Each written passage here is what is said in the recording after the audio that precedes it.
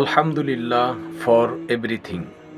আমার মনের কথাগুলো একমাত্র আল্লাহ তাআলা ছাড়া আর কারো কাছে বলি না, কারণ এগুলো তিনি ছাড়া আর কারো ক্ষমতা নেই পূরণ করার।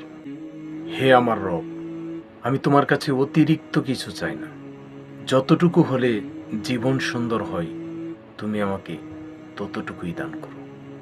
হে আমার রব, আমি গর্বিত যে আপনি আমাকে মুসলমান ঘরে জন্মগ্রহণ করিয়েছেন।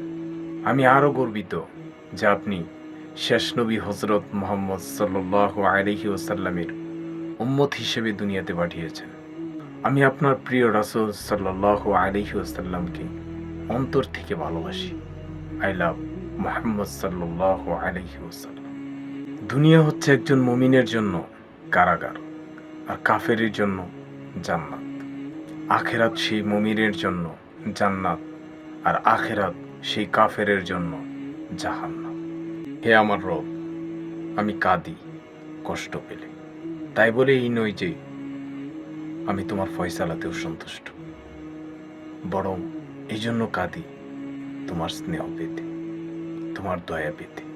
মহান আল্লাহ তাআলা তোমাদের চেহারা ধন সম্পদের দিকে তাকান না, বরং তিনি তোমাদের অন্তর ও কর্মের দিকে তাকিয়ে থাকেন।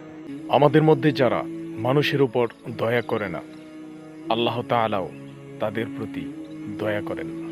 আপনার প্রতিটি আমল নিয়তের উপর নির্ভরশীল। কারণ আল্লাহ তাআলার দয়া নিয়ে কখনো সন্দেহ করবেন না, কারণ তিনিই পারেন আপনাকে কঠিন বিপদ থেকে উদ্ধার করতে। যারা আপনাকে নিয়ে সমালোচনা করে, তাদের সমালোচনায় আপনি কান দিবেন না, তারা আপনার পিছনের লোক। আর যাদের সাথে সমালোচনা করে, উনি যদি বিজ্ঞ হয়ে থাকে, অবশ্যই এই সমালোচনার প্রতিবাদ উনি করে দেবে।